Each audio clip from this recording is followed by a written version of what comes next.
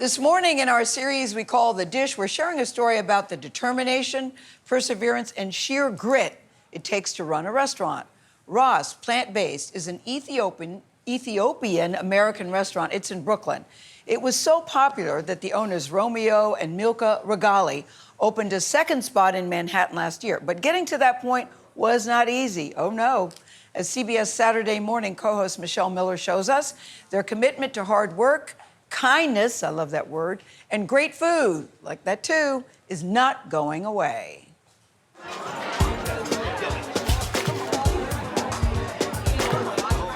We call ourselves purveyor of vibes. How do you purvey vibes? By extending unlimited kindness, to everyone, community, guests, our team. It's not just the kindness Romeo Regalli serves that keeps people coming back. It's his unique take on standard Ethiopian fare, like stir-fried mushroom tibs or his grandmother's red lentil stew. But he never even trained as a chef. I was doing film producing, directing, and that's why I moved to New York. But film was not paying the bills, so I needed a part-time job. He started working as a server at the Ethiopian restaurant, Awash. He felt at home having grown up in East Africa before moving to the States as an adult.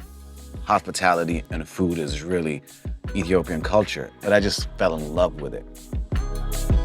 Leave it to a guy named Romeo for a love of the kitchen to lead to love in the kitchen. I was managing my mom's restaurant at the time, and Romeo came in. I thought he was cute. You did, but you had a boyfriend. But I had a boyfriend, so, it was off limits. We just started hanging out a lot, and... With the boyfriend?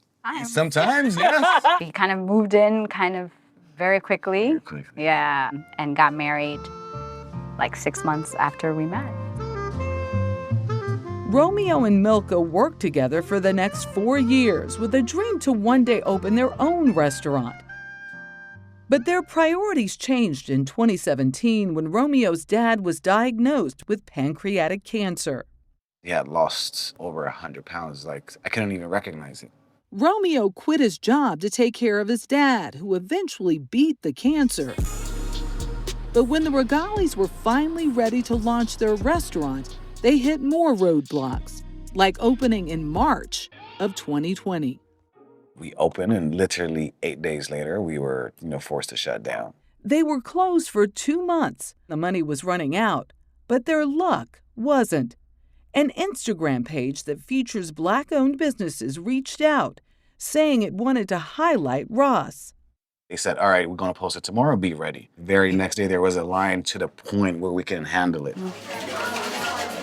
The crowds didn't stop coming for someone who learned everything he knows online. That is where most of the skills kind of came from, honestly. Watching YouTube, just kind of learning as we went. You keep looking at her like you want to kiss her. Can I? Go ahead. I'm weak. But was I feeling that right? You kept looking at her like, oh, my baby. I sure did. Oh. Look at this. They have veggie bowls to nachos, their twist on popular Ethiopian sourdough injera. We have things that will work for any palate, really. Ooh, yummy. The food's not supposed to touch your fingers. Mm. You like it? I love it. Through all the ups and downs, Romeo Regalli says he's never lost faith.